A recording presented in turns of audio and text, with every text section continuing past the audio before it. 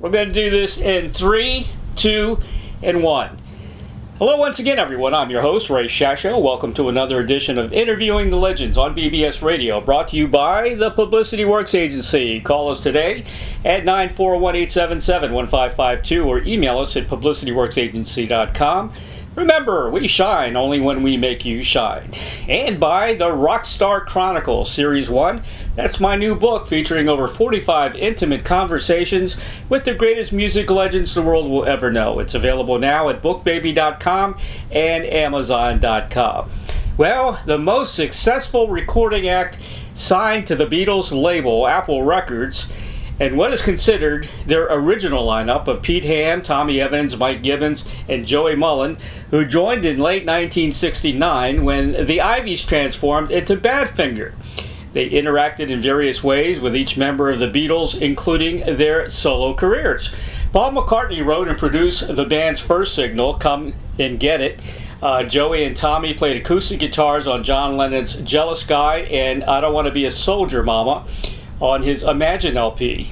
Pete and Tommy lended backup vocals on Ringo Starr's It Don't Come Easy, and the entire original Badfinger lineup contributed to George Harrison's landmark triple LP set, All Things Must Pass, and the equally groundbreaking fundraiser event, the Concert For Bangla Desh. Top 10 hits worldwide included Come and Get It, No Matter What, Day After Day, Baby Blue, and Without You, which was covered by both Nielsen and Mariah Carey, which both went to number 1. Joey Molland's Badfinger has been experiencing quite the career revival recently, with artists ranging from indie rock icon Matthew Sweet to Jethro Tull's Ian Anderson participating in exciting new versions of Badfinger's extensive catalog of hits. And now comes one of the biggest hits Molland and company ever recorded, the Paul McCartney pen pop classic Come and Get It, reinvented here with a superb contribution from famed piano keyboardist player Rick Wakeman. With Wakeman's special touch, this tune takes on a whole new life with added melody and bounce. And although Badfinger guitarist bassist Tom Evans originally sang lead on the 1969 version, Molland ably takes other vocal duties. Please welcome Liverpool singer, songwriter, and guitarist, best known for being a member of legendary classic rock band Badfinger, Mr. Joey Molland, to Interviewing the Legends. Hello, Joey. Well, hey, how you doing, man? I'm doing good. I'm just enjoying your introduction. Very good. You know, I just had Rick Wakeman on the show last week. Holy cow. I was astounded to hear about that. Three Patches of the Rainbow called me up like a month ago and said, we were doing this series of, basically I did some recuts of those songs, and they were having all these guest stars come in and sing and play with us, which I thought was great. So, and I'm really honored, kind of like, that these guys would get out of bed to come and play with us. It's great. It's great news for me, man. That's a pretty cool combination, you and Rick Wakeman. You know, that's one combination I would have never thought of for some reason. yeah. I heard the song. The song is great. It's really, it's one of my favorite songs from the beginning. And when that song came out, I could have sworn, and most people thought it was the Beatles, That's right, that's right. We had a lot of that, actually, over those 4 years there. People thinking that we were the Beatles or something. It's just incredible to us, It's amazing. We thought they must be Jack or something. Incredible, yeah. Well, you were on the Apple label, and, too bad the Apple label didn't last as long as it did. I talked to Peter Asher.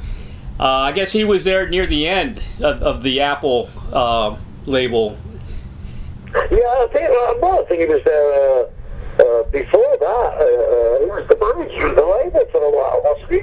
Yeah, was he there? He was on the label for a while, yeah. Yeah, I don't remember him being in the beginning, but I know he was there, during some of the the most important times of the label, yeah. You got a new album coming out.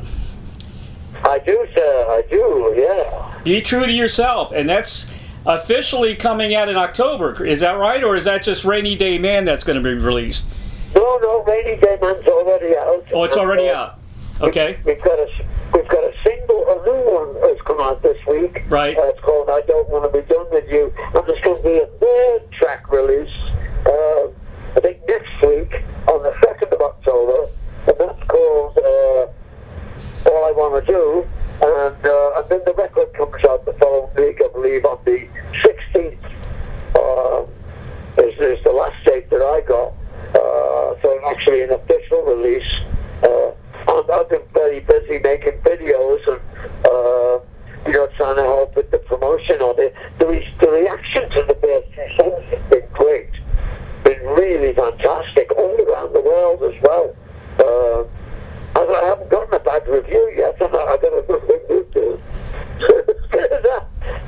People seem to be enjoying the record, and I enjoy it myself. It sounds like a record to me, Mark Hudson produced it. Right.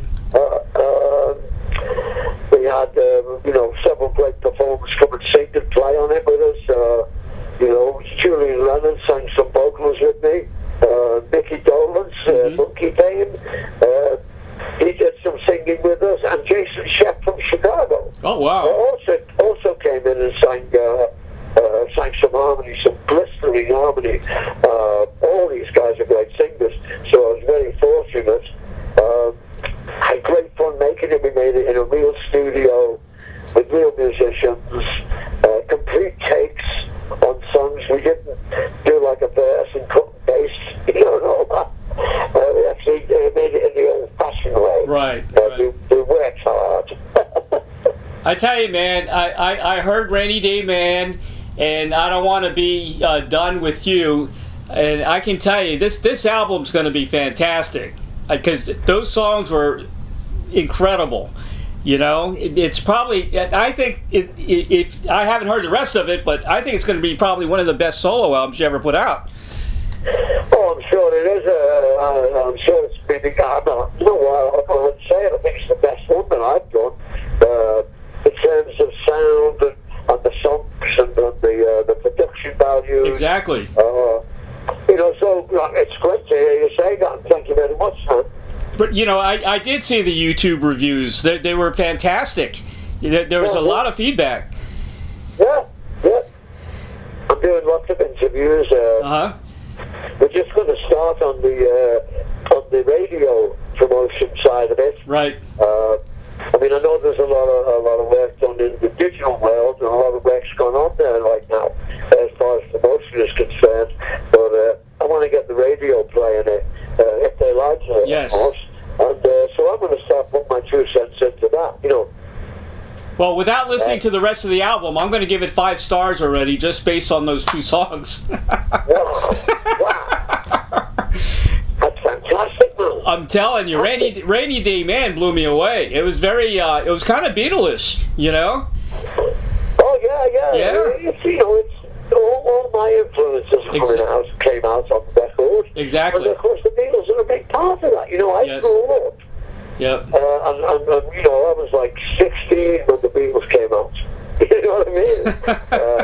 And I lived through that whole experience. And of course, eventually got to work with them and stuff. I was from Liverpool. That's right. And the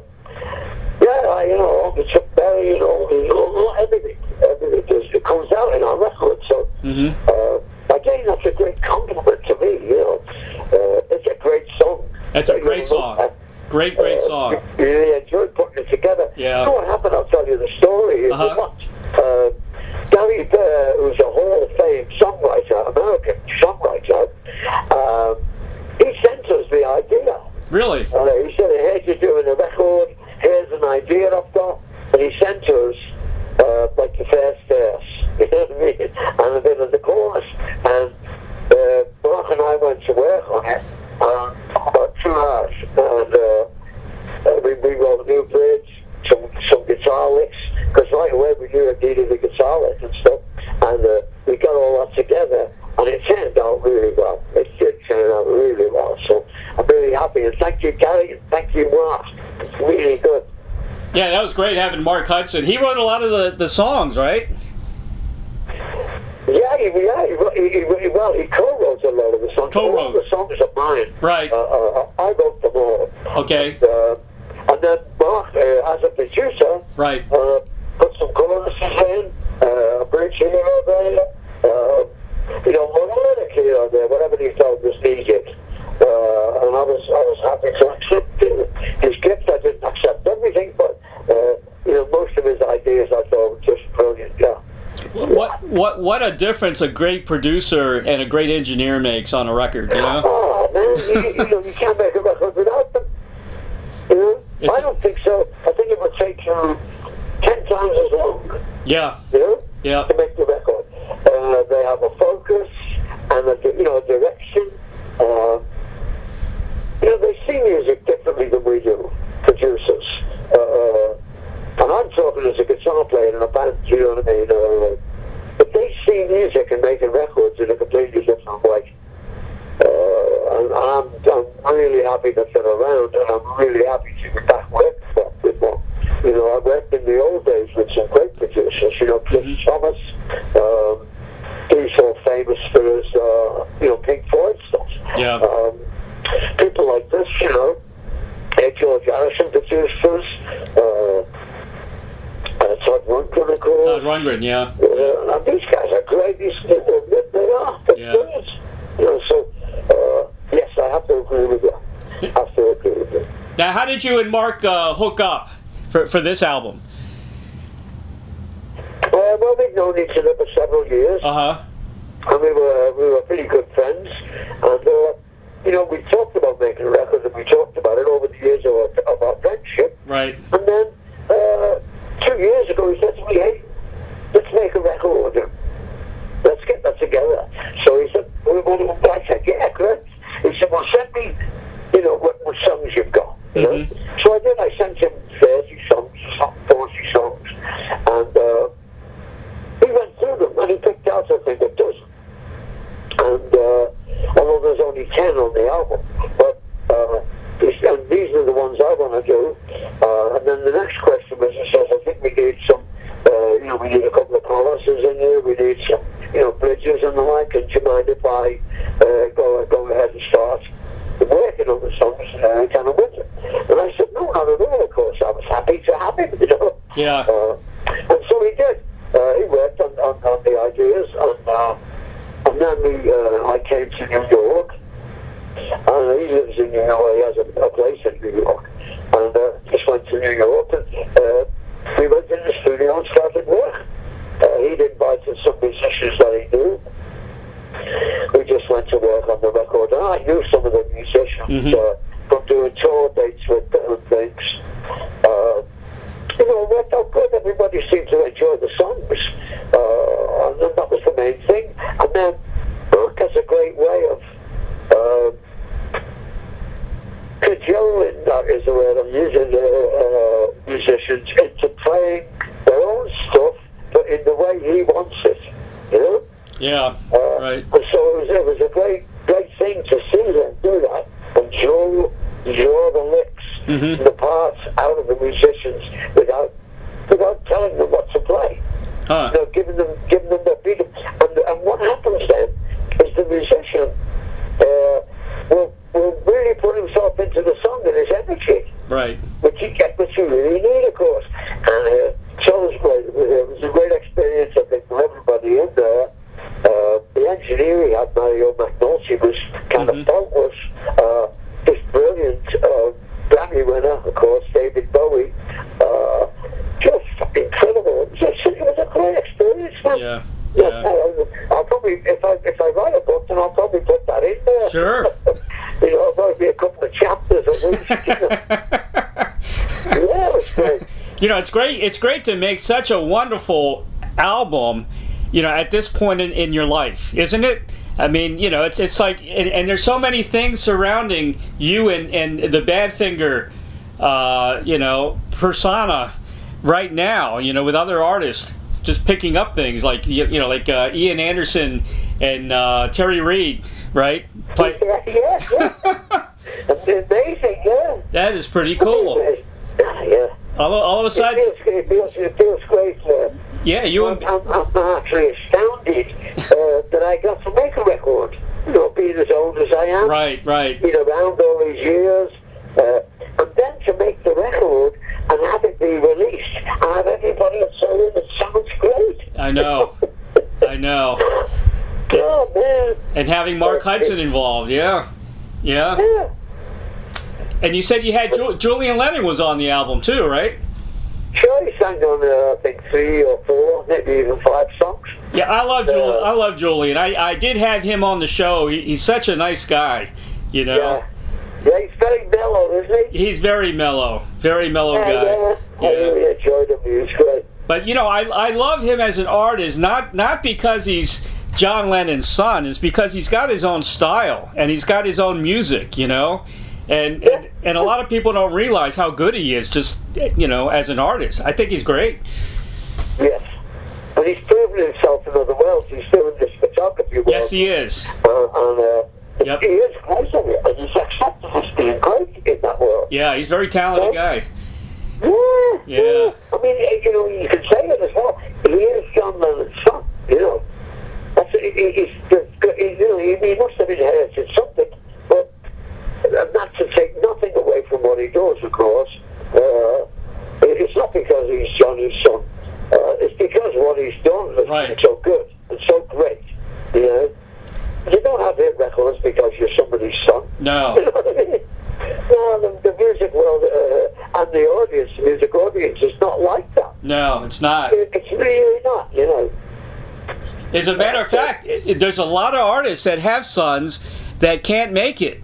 You know, they're not getting record deals. So, you know, it attributes a lot to Julian, you know, that he did it on his own. You know, I think would have been unfair there, you know.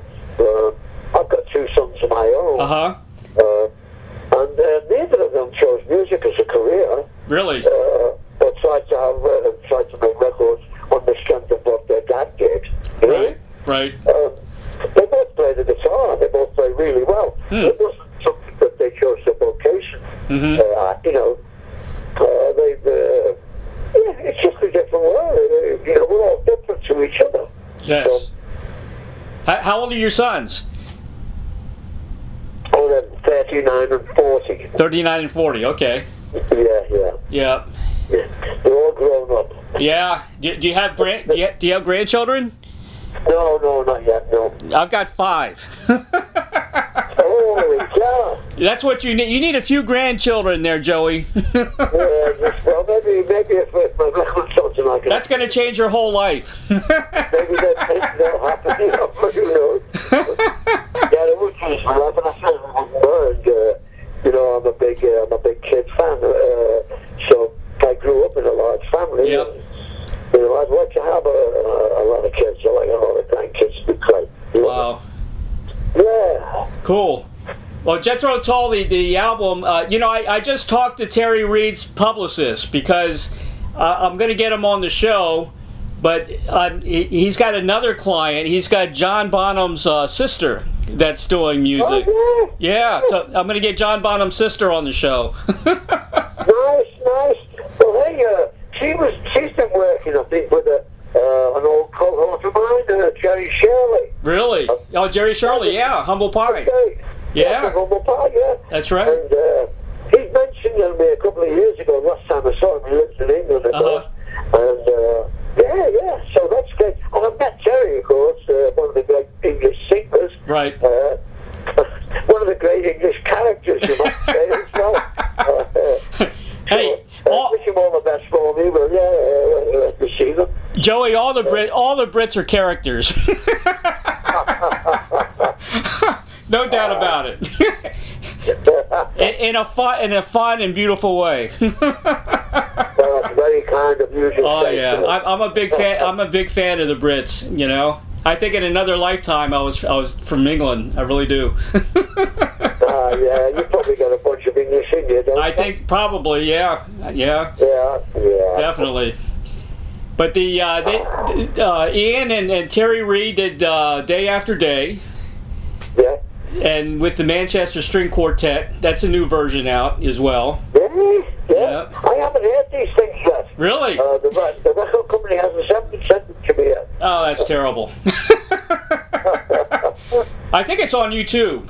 It's on YouTube already. Everything's on YouTube already. Okay. Yeah. Okay, well, Check it out. Yeah. Wow. And also, I want to mention, you went back in the studio in 2015 with 10,000 Maniacs, right? Yes, I did. We did a record of the song I've written, Sweet Tuesday Morning. Right. But actually, when I first went in with them, I just played some guitar on some Maniac stuff. A little bit here and sang some harmony, I think. Uh-huh. But I did some stuff with Miss Marchant. We did a version of Sweet Tuesday Morning for cool. Darcy a couple of years ago. Yeah. Right. I've done some work, and I've had some good fun with the singer guy, the big guy. Mm-hmm. Yeah. You're in demand. Pardon? You're back in demand again. I mean, you know. That's what. I'm just working as much as I can. I'm a sucker for playing on other people's records. Right. I go anywhere and play, and and if it's for a good cause, then why not? Go do it. Sure. Sure. John Lombardi is who I was talking about before. Just a great guy. An ominous presence when he's there. He has a real character to him. But anyway, yeah, on my side, yeah, it's lovely getting out there and playing with these people. Yep. I'm thrilled to be invited. I was in Badfinger. I wrote over half of the music we recorded, but it really didn't seem to matter. Yeah. So, I'll say no more about that, but it's nice to meet people who, when they listen to Badfinger records, heard my songs as well. Mm-hmm. So that really pleases me. We all did a lot of hard work in that band, so it's great to be appreciated, Joey, you're a great guitar player. You really are. Thank you, man. I appreciate that. I've never thought that. I've always thought I did my job okay. I thought you're excellent. Yeah. I know some great guitar players. Yeah. Well, some are overrated too. I've come to the I've known a lot of guitar players. I know, of course, the top. The ones that are always mentioned, of course, is Jimi Hendrix and Jimmy Page and, guys like Eric Clapton. But you know what? I've come to the conclusion, my number one pick for the best guitar player overall is Steve Howe from Yes. That's my pick. Wow. He does it all, man. He does acoustic perfectly and classical. The guy's so talented, for all these years. Yeah, he's a hell of a musician. Yeah. No doubt about it. That's my pick, Steve Howe, Well, send him a letter. Yeah. He's the only guy from Yes I haven't interviewed. I've interviewed everybody from Yes except Steve Howe. Does he do interviews? He does, but he's tough. It's tough to get a hold of him, Yeah. Yeah. Oh, yeah. I had a lot of fun with Rick Wakeman, man. He's a funny guy. Yeah, he is. I met him once in London not so many years ago. Uh-huh. And he was very nice and very pleasant. Yes. We just met briefly, but yeah. I'll tell you a story if you want to hear. Sure. This is when Badfinger was maybe 2 or 3 hits into it. Okay. Into the career. And we had a show in Birmingham at the town hall. And we went there.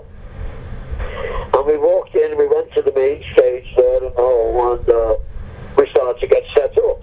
And these people came up to us. There was all this gear on the stage. And it was Yes's equipment. And these people came up to us and said, "You can't set up here." We said, "Well, no, we're playing here tonight, we're Badfinger." The guy said, No. Yes is playing here tonight. Oh, you're playing downstairs. There's a downstairs? That's what we had to go downstairs and reset the gear. And we were playing in this little kind of venue downstairs. Uh-huh. Yeah, we went to the big band and all, and we never made it to the big stage. Oh, God. Where was this at? Where was this at? This is in Birmingham. Birmingham, okay. Town Hall, yeah. Yeah, oh, the town hall. Yeah. Huh. Mm-hmm. They should have just put you guys together. Yes and Badfinger. That would have been a great show. Yeah, I know. And then, years later, Tony Kaye. Right. The keyboards with us. That's right. Oh, yeah. You were in a band with them. Yeah. Hey, I tell you what, speaking about yes, have you seen John Anderson's show? Yes. His new show? I have. It's bloody great, isn't it? Yeah, I love John Anderson. He's so cool. Yeah. Yeah. I think he came and played the Fitzgerald Theatre in St. Paul about a year ago now. And just as astounding, the show was great. His voice was incredible. Yeah. Still to this day. His voice was incredible. Of course, went backstage and said hello. He was lovely. We had a little mess and a little laugh. And just great. I just wanted to say that because he really was impressive. He really was.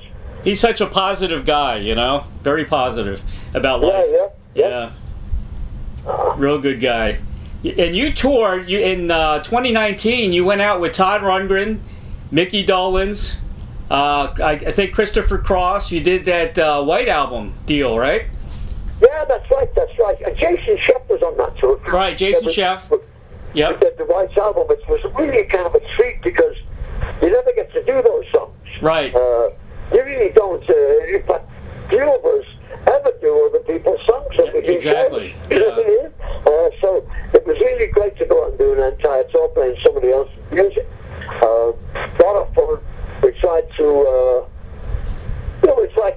stick with the Beatles vibe of the songs, and the harmonies parts and the guitar bits, and the little bits that people recognise. Right. I got it. Todd was incredible. The amount of energy that guy brings to a performance is astounding. Whatever you say, he is astounding. His energy levels and his vocal sounds great. Yep. He's a great guitar player, of course. Yep. And knockout songs, all those hits. So he was great on the tour. Christopher Cross was astounding. Really, really, really great. And a lovely guy. I've never met him before. But he was a real sweetheart. He loves a good story. And he'll tell you one, too. So we had a lot of laughs. I just heard from Christopher today, actually. Oh, really? He heard my new record. Yep. And he called me up and gave me some nice compliments. It was lovely. Well, it's going to be a big hit. It'll be a big hit. It's a great album. I mean, great. I can't wait for the album to come out so I can hear the rest of it. Yeah. There's little bits of it, I think, around. Yeah, little bits and pieces, right? Yeah, and what I appreciate the people out there who are picking tracks out and playing them on the radio, like the Beatles radio station. Yeah, that's right. They're playing little slightly different tracks. And so I'm really looking forward to the reaction to the whole album. And of course, I hope it's a big hit. We shall see. I hope Paul McCartney listens to it because this, I love Paul, but I think sometimes his solo stuff, the later part of the solo stuff, could have been a lot better. And to me, your album is much better than all his stuff, recent stuff. Oh, man, you're getting me in trouble. McCartney is such an astounding talent. Oh yeah, of course. It's unbelievable. Yeah. McCartney's done. So I'm like, you can't say anything about his records. Usually you listen to them. Initially you might not like it, but then you put it on a year later, right? Or something, and you go, "What's the matter with me?" Well, that's true. That's true. He's such a talented guy. And there you go. That's such a great compliment to play me. I think I'm going to get off the phone now.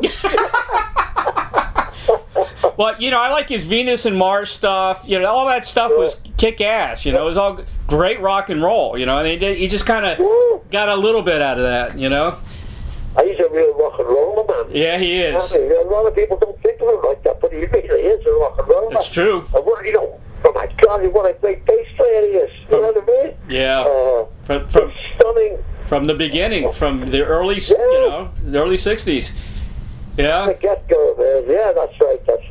Well, I like your stuff, and I've always loved Badfinger. It's such a shame what happened to the band, because I really thought they were going to be like. To me, I thought they could have been another Zeppelin, that to that heights, because you had hit after hit after hit, Yeah, but we planned on, we didn't plan on having hit after hit after hit. Pete wrote some songs that were hits, huge, and we were planning on keeping on writing songs and making records. Right. That's what our plans were. We weren't planning on breaking up. Well, the situation that happened behind the band was a nightmare. It was a nightmare. I know. So it brought about the things that happened, with Tommy and all that. That situation behind the scenes from there was awful, disgusting. It caused the band to fracture first. We did start to argue about which way we should go. Some of us wanted to leave the manager. Right. And some of us didn't. So it ended up that the band broke up. And of course, a few months later, Peter passed away. So there was no chance of ever, getting ourselves together again, because we were great friends. And, we made all those records together, and I think that's the evidence that we were great friends. Yep. We worked those songs out together. We made all the parts up together. None of us came in going, I want this and I want that.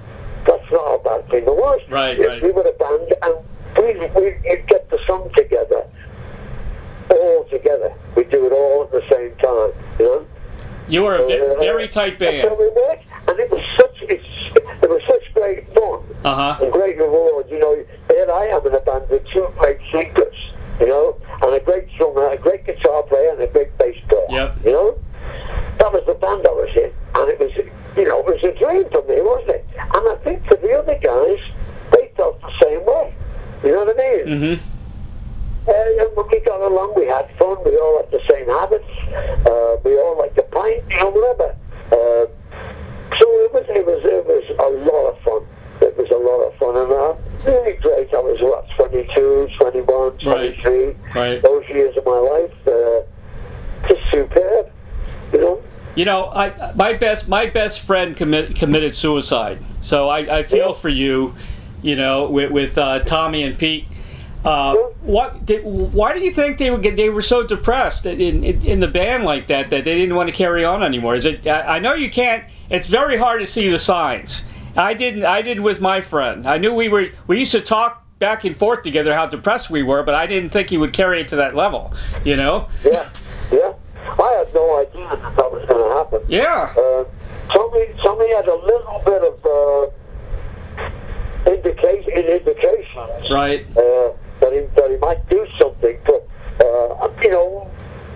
like you said before, you can't explain it. You don't know why he did it. I don't know why he did it exactly, but Pete said there was no indication that Pete would go that way. For me, I was living in Los Angeles by then, and when I got the phone call, I was astounded, and kind of angry about it. Right. Unbelievable. You start to think to yourself, boy, could I have done something about that? Could I have done something to save the band? Could I, you know what I mean? You start to question yourself about it. I did the same thing. I did the same thing. Yeah. Yeah, exactly, yeah. You start to look at yourself and try and explain somebody else's behavior there. But whatever we say, it was a heck of a tragedy and a great loss. In both of their cases, both of them were superb and talented. Yes. And really nice guys. Yeah. Really nice guys. Pete was a real mild-mannered, kind of gentle giant kind of guy. Mm-hmm. He was funny, practical joker. He played the monster guitar, played monster slide guitar. He could sing anything by anybody. You know what I mean? Just a super talented guy. It's just a damn shame. It really is. God bless him. God bless him. He left us a bunch of great songs. Oh yeah. And a lovely daughter. So, I don't know I get sad every time I see, you know, one of the Badfinger songs on YouTube, because I just know it's a band that could have gone so far, you know, so talented. Every one of you guys were so talented, you know, and I truly love the band. And your sound, even though it was reminiscent to the Beatles, you still had your own sound, you know, you had your own style. And everybody, you know. That's all you can do, isn't it? You know. That's all you can do. Yeah. We all hear the same records, and we soak them up like big sponges, you know. And then occasionally we give ourselves a squeeze, and some of them come out. You know. It's just great. It was a great experience. And right. You know how happy that makes me to hear you say these things. It's just something. You know what's great as well, that is the songs have lasted. Yes. It's 50 years. That's right. It came out. You know? You know, when you listen to a Badfinger song now, it sounds like it's brand new, in my opinion. It sounds like it's brand new. Well, because you've never heard it before. One of my favorite bands of all time is Badfinger. It really is. I've always loved the band, and many people do. You know. You know, I met you. I met you during the. It was you and I think Mike Gibbins was on the drums. As a matter of fact, it was a British invasion show in D.C. It was you guys, the Trogs, Jerry and the Pacemakers, the Herman Hermits. Yeah. And Billy J. Kramer. Oh yeah, Billy J. Kramer was there too. Yeah. That's right. Yeah. Funny games. Yeah, I still got the picture of me, you, and the band together. Wow. Yeah, long time ago. We had a lot of fun. That was a good concert. Good lineup. I'm happy to hear you say that. Gary Marston was great, wasn't he? Billy Kramer. Yep. Yeah, they were good pals. The Trogs were lovely to work with. Yeah. I got really friendly with the drummer. And of course the Trogs tape thing was corrupt, you know. They could do it in the real accents, you know. That was great. Actually, the Trogs invited me, and I was with another guy and his wife and my wife. They invited us upstairs to their hotel room, and you know, we should have gone, but I'm thinking about the '60s and say, oh, I don't know. Party with the Trogs? I don't know. You never get out, yeah. You never get out, right? Yeah. Oh man. Good times, man. Good times, huh? Yeah. They were great times, you know. A lot of people, the world was changing. I know. You know. We were just guys from Liverpool. You know, we didn't know anything about the big wide world out there. Yeah.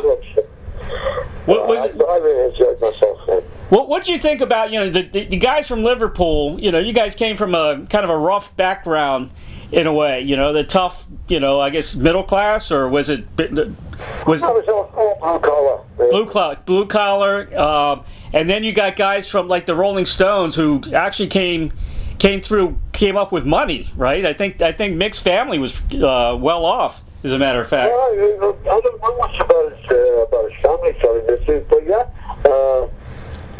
they came up in a different world. Right. Too, you know, for sure. You know, I preferred Liverpool myself. Hello? When's the last time you went to Liverpool? It's got to be 4 years ago now. Yeah. Years ago, every couple of years and play some shows over there, play at the Cabin and things like that. Right. These are where I grew up, you know. So it's a drag not to go there. You've been to Liverpool, I'm sure, and you know how nice the people are, and it's just a great place. You know, I'd recommend, if you're looking for a place to go for a holiday, go to Liverpool. There's beautiful places around there if you want to go to the beach and stuff. Right. But as a city, Liverpool has got a lot of character, a lot of humour, a lot of great musicians. Even to this day, a lot of great clubs, venues, the pubs. The social atmosphere there is really without par. I don't know another place like it. I really don't.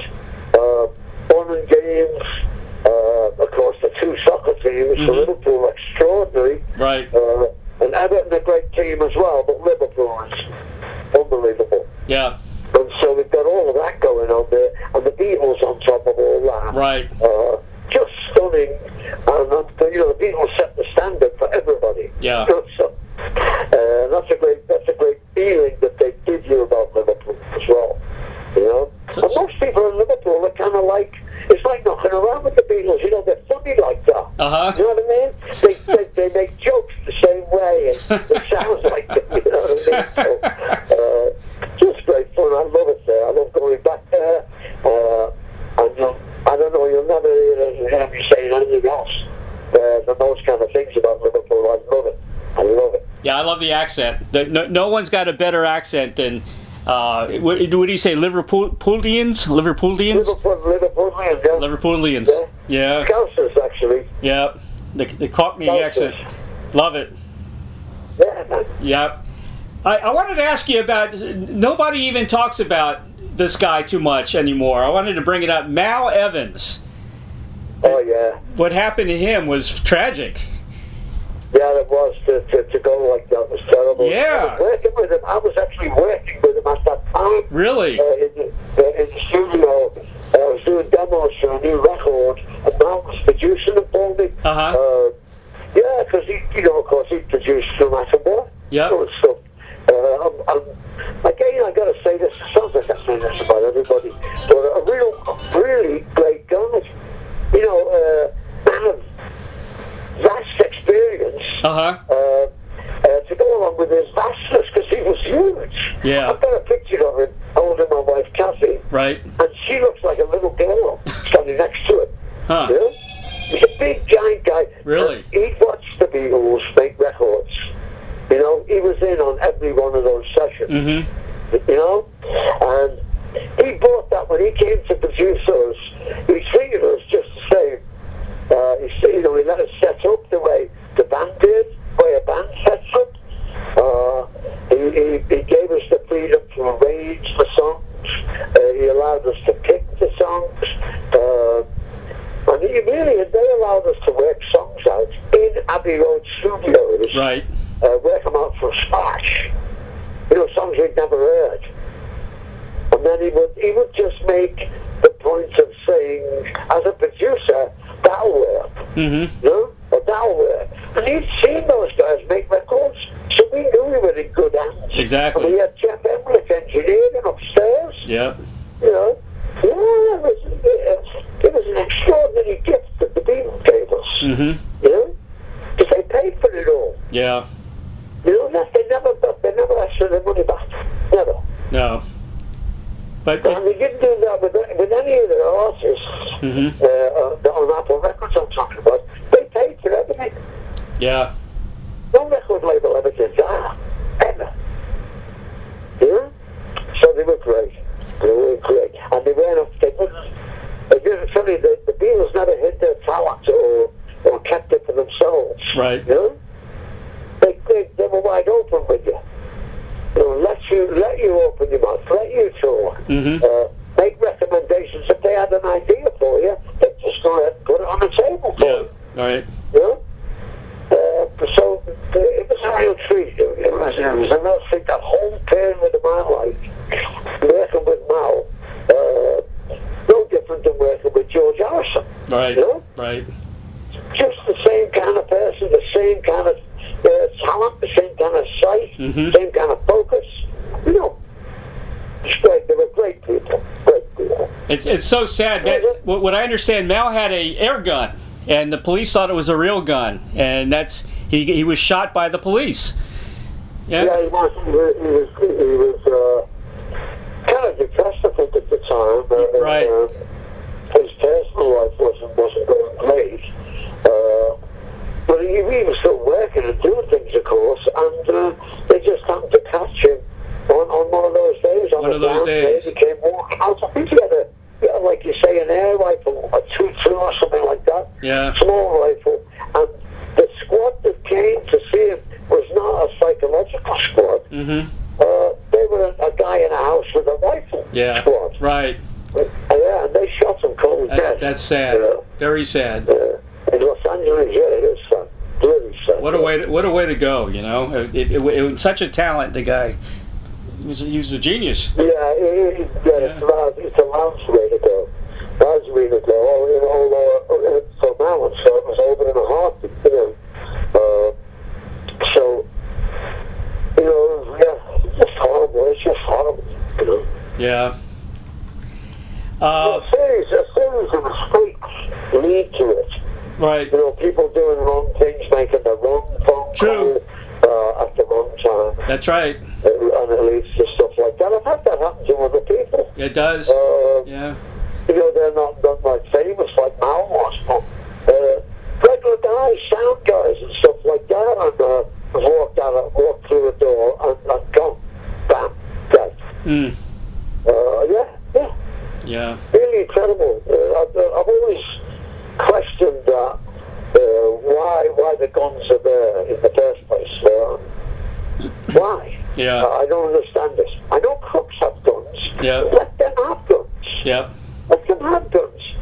But we should up the ante. You know, if you're gonna rob somebody and you bring a gun along, then you know it adds 25 years to your sentence. Yeah. Guns only kill people. That's all they do. I talked with Kurt Cobain's manager, and he actually had a big collection of guns, and that's how he died. You know. Yeah. Yeah. It is stunning. Why? Why? I don't know. Especially he loved them as little machines. Yeah. Is it that? Well. Is it the bang? Is it the bang name? Well, if you're, what is it? What is it? People love it. Well, if you're taking drugs, you definitely don't want to have guns in the house. No, you don't. No. And you know what? What's funny? Most people who do that stuff don't have guns. Yeah. Want guns. Don't want to see them. Yeah. Especially with kids. I don't want to see them, really. Yeah. I thought now I'm getting old that I might get myself a home defense weapon. Which I believe is an abbreviated shotgun.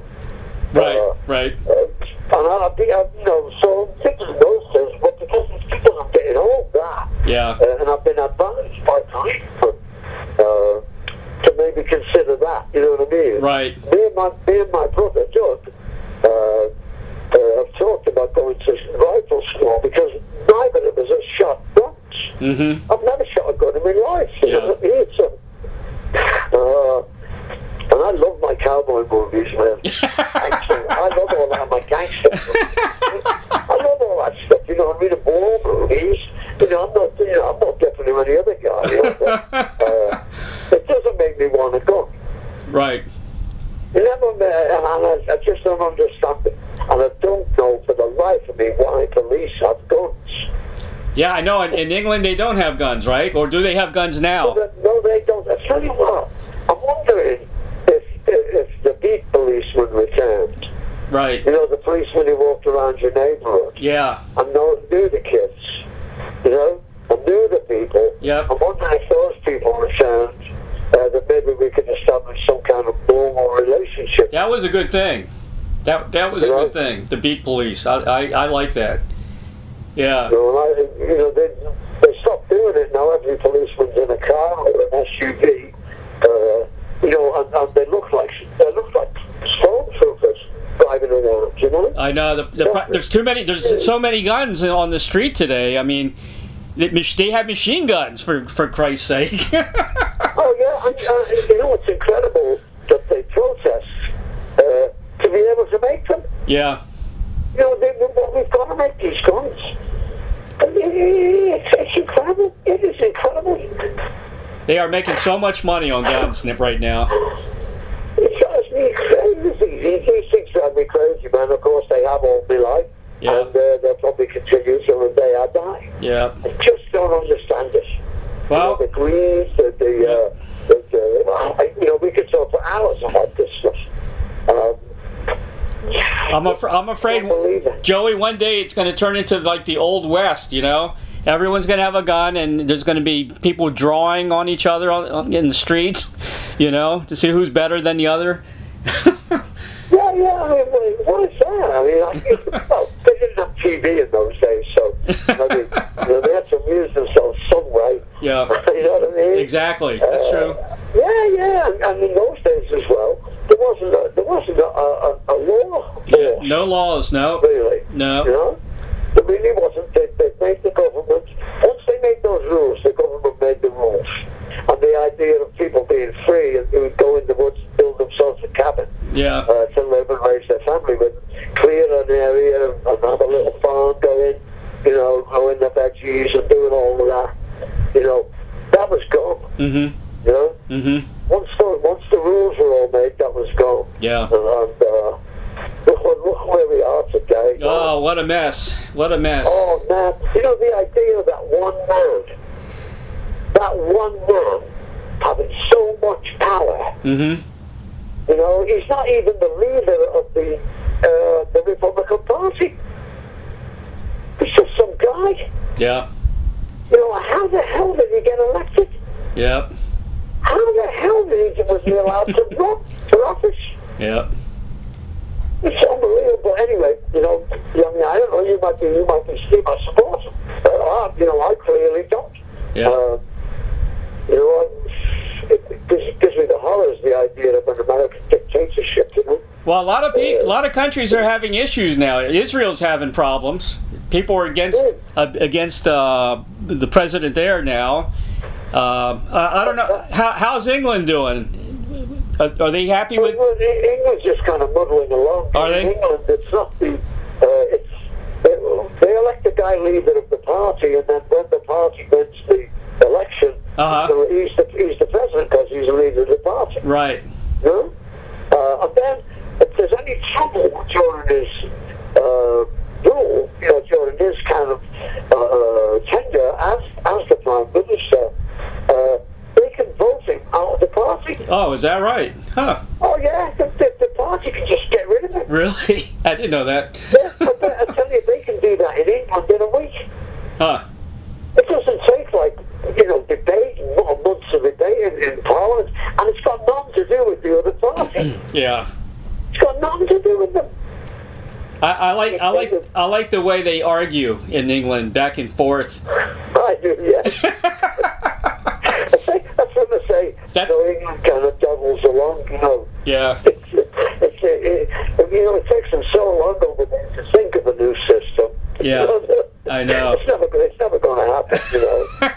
we have a royal army and the Royal Navy who swear allegiance to the Queen. Yeah.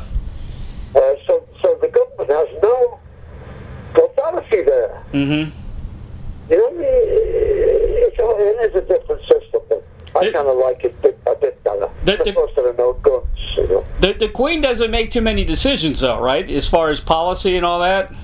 Well, no, she doesn't really make decisions. Yeah. But the Queen, you understand, reigns through parliaments which come and go. Right. With regular, and she is acquainted with all the different parliaments and the parliaments around the world. Right. Right. So she has an extreme depth of knowledge about what is going on, about what kind of guy this fellow is. And this fellow over here is causing the trouble. What kind of guy is that? She has the idea because her family knows him. Yes.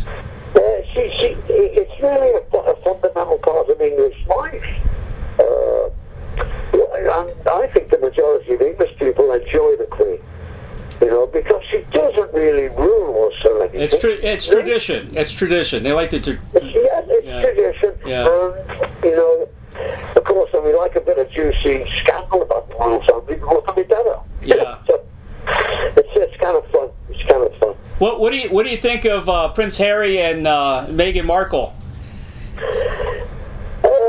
I don't understand it. I'm not privy to what their reasons are. I simply don't understand it. Right. They're born into that position, or at least he was, and he did have certain responsibilities which he chose to, refuse or renege or whatever. Right. But I really don't know the circumstances of it. Yeah. He's just, I don't know what his wife is like. I don't know about that. Right. Because everything seemed to change when he married, what's her name, Megan? yeah. It's Megan. Yeah. When he married the girl, and again, I don't know anything about her, but it seems that a lot of fuss started right around that time, and a couple of years later, here you go. Yeah. He's left the family. Yeah. Yeah, he has. So that's going to take a lot. A lot must have happened. What does it take for a son to walk out on his family? Yeah. Queen's not happy. Oh, no, she's raging. Yeah. She's raging about it, I'm sure. And I'm sure it's the last thing she wanted to happen. Yeah. But, really. I mean, I still think that William would be the next king. Right. I feel bad for Charles because he's got the experience, and I think he's got the wisdom to do it. Yeah. To be the king. Right. So I feel bad for him, but I can understand the age thing being a factor for him. Right. That's true. Yeah. Joey, here's your final question. I ask everybody about. I think I probably asked you this before when we did an interview a while back. If you had a Field of Dreams wish, like the movie, to perform or collaborate with anyone from the past or present, who would that be?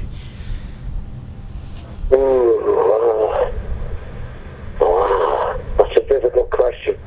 That is a difficult question. Well, a few years ago I could have answered that, but I'm not really sure. I'd love to do a record on maybe Leslie West. Oh, really? Leslie's one of the heroes. I think one of the greatest guitar players I've lived. And he's still doing it now. I know he's had the diabetes and all that, but man, he's a monster. He is a monster. But the other guys, I'd love to make another record with Chris Thomas. Just a great producer. As far as playing, a lot of the guys, Dad, I wanted to make a record with Leon Russell. Leon Russell? Really fancied that. There's nowadays, who would you want to? I don't know, Tool or somebody like that. Just one of the great bands knocking around today, and there are quite a few of them here, actually. I'd like to make a record with a good friend of mine. His name is Phil Solon. He was the lead singer in the Rembrandts, or one of the lead singers in the Rembrandts. Right. Great guy. He's called named Richie Scarlett out of New York. He was a killer rock and roll god. That's great. Richie Scarlett, I'll say it again. Richie Scarlett. Just a knockout. Loads of people. Felix Cavalieri. Yep. These are just people that I've met on tour that I've really enjoyed it. I'd love to do a record with Christopher Cross, and that would be a little bit of a that would be a little bit of a stretch. Yeah. He is such a great singer. I can sing all the low bits. Right. So, and he's a good guitar player. He plays completely different to me. Right. I'm a parts guy, parts guitar player. I've got all my Buddy Holly files in my back pocket and everything, so... there are lots of them, man. I couldn't say one person, really. All right, we're going to do a flashback now. I interviewed you back in 2013, okay? Yeah. And I asked you the same question, and you said it would have to be a songwriter like Jimmy Webb or Ray Davies. And then you said what I'd also thought about Holland Dozier, Holland from Motown. Yeah. And you said Tim Hardin, and imagine trying to write with Bob Dylan. Those were your answers back then. Yeah. Wow. completely different world. Yeah, long time ago. Yeah. Yeah. Bob Dylan, wow. Wow. Yeah. Joey, you're an incredible musician and a great talent, man. And, I wish Badfinger was still around, but we still have you. And we got a great album on the way, let me tell you. Super, man. thank you. We really do. Thank you very much. Yeah. And I hope they enjoy it. I hope you enjoy it. Well, when this is all over, the pandemic, do you think you'll be out on tour promoting it? For sure. Yeah, good. For sure, yeah. I don't even know if people actually do that. We used to do that in the old days. Yeah. You'd go out on tour to promote. That's right. Nowadays, the record is used as a promotional device so you can get gigs. Yeah. Yeah. You know what I mean? I think that's because of the internet and because of the, everybody's carrying the entire world in their phone. Yeah. And if you can get your song into their phone some way, and there are ways of manipulating the web right. to do that, yeah. Then you have more chance of getting gigs, which are what keeps the band alive. You don't make any money off music anymore, It's a different world. It's a different world. And I shouldn't say anything bad about it, but they simply don't pay any money. No. They simply don't pay. And I'll tell you what, record companies still take the bulk of the money from the records. Yeah. Even though a lot of them don't spend any money on the record. Right. Which astounds me. But it's the way of the world. I can't change it. I saw somebody did a spreadsheet of the bottom line of what you artists get at the end of a record. And how much money you guys got to actually pay to everybody, and what your profit is. It's ridiculous, Yeah. Oh, it is, but it's all legal. Right. And they only they sell monopolies of a bit. You got to sell a lot of records. Well, how come all the record companies charge the same money? Yeah, that's true. Well, how come they're all the same? It's really stupid, and all this stuff. All those kind of questions all fall back on the government. Right. They really fail Yeah. to be a government. They really do. Yeah. They really do. They haven't got a fair tax system yet. No. Nope. How could they not have done that in 400 years? Yeah. America's a country, right? It makes this much money every year. We make the money, and that's from the gross national product, right? Yeah, right. There are certain expenses that it takes to be America. Yeah. We should all pay our fair share of that expense. Mm-hmm. I agree. And there's the tax system. There's the tax system. Right. If a guy makes this much money, and a guy makes 1,000 times as much money as he does, then the guy who makes 1,000 times, he's got to pay 1,000 times more tax. Sure, why not? He made it in America, and it costs that much. Why not? It costs that much, and it's not a self-taxing, other than it being your legitimate share based on what you made out of America. Yeah. And that's the tax system that should be adopted, I think. Yeah, sounds good to me. It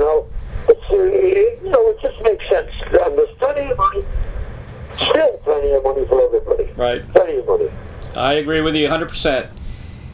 Unbelievable. And $15 an hour is not a reasonable living wage. No, it's impossible.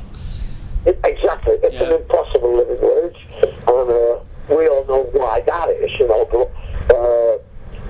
it is unbelievable. Yeah. The government should sort this stuff out.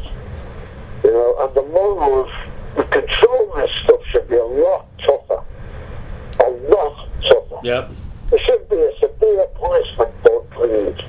Well, what one thing we should have free health care and free college. Yes, exactly. That should be part of the expense. Yes. If you want to produce smart people in this country, let them be able to afford it. I mean, it's a real crime, the loans these kids have to pay out, in college.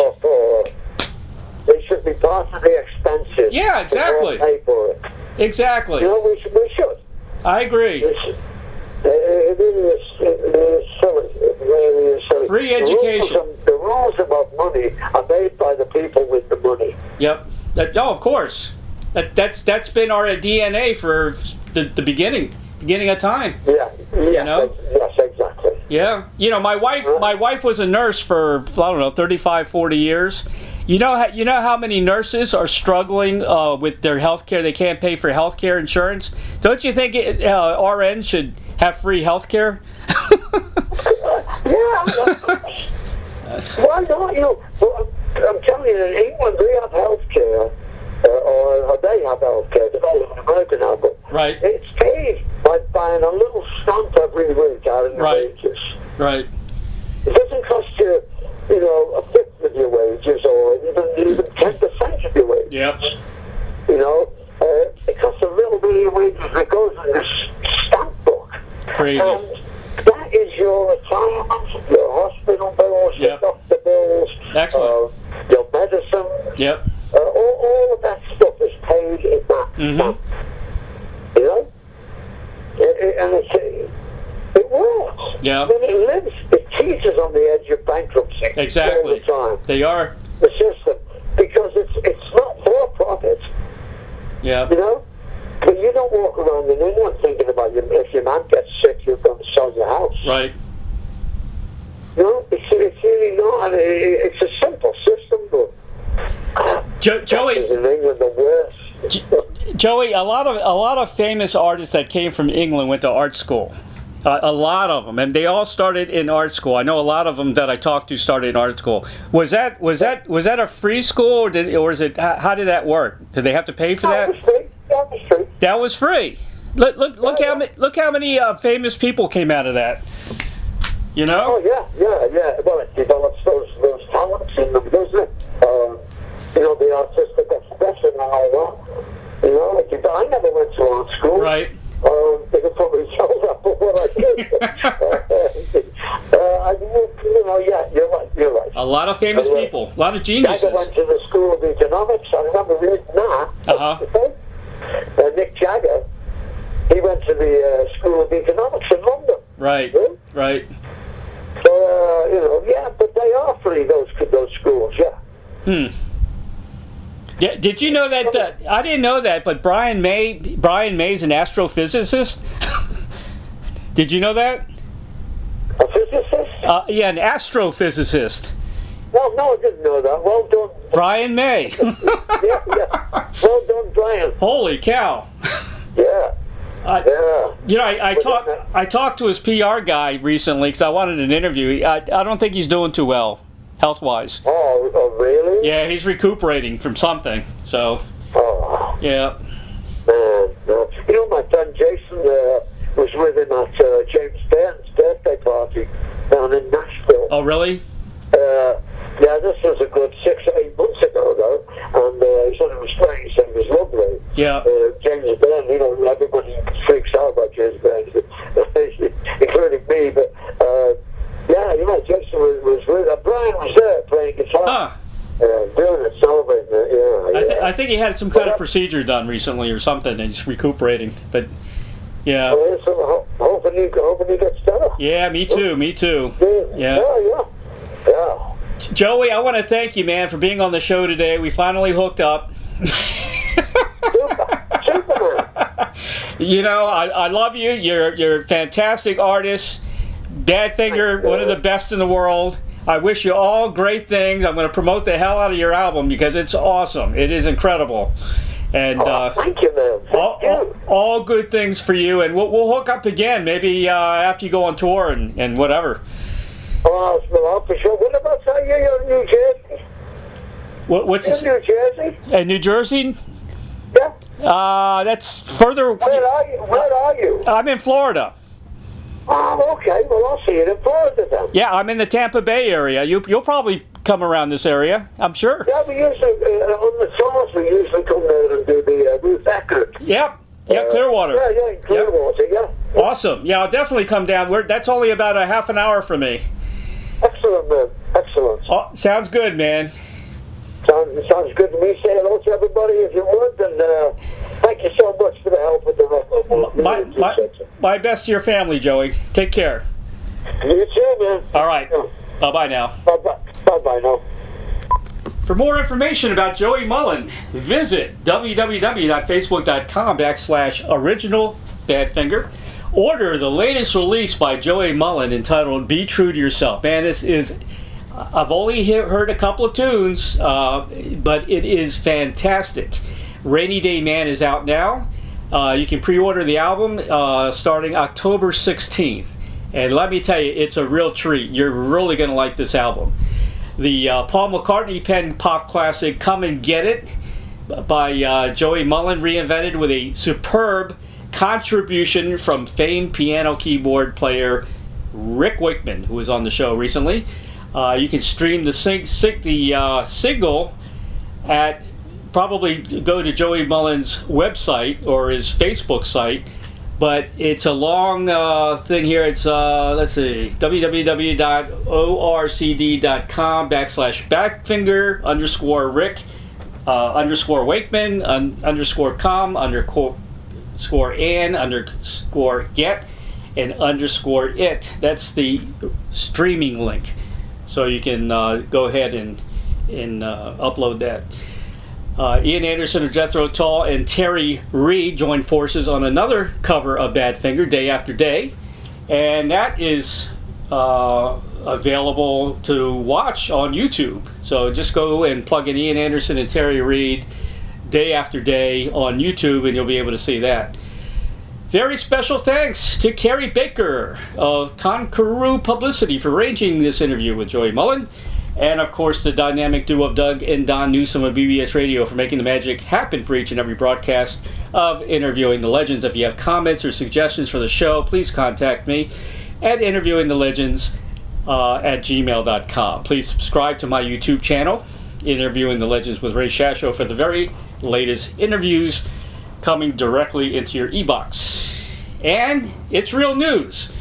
And of course, my new book is finally out. It's entitled The Rockstar Chronicles. This is series 1. I'm hoping to get at least 4 out of this. It chronicles truths, confessions, and wisdom from the music legends. That is all free. You can order yours today on hardcover or ebook at bookbaby.com. Also available at amazon.com. Features over 45 intimate conversations with some of the greatest rock legends the world will ever know. Thank you very much for listening. We appreciate it. God bless. And everybody, please stay safe. Have a great week.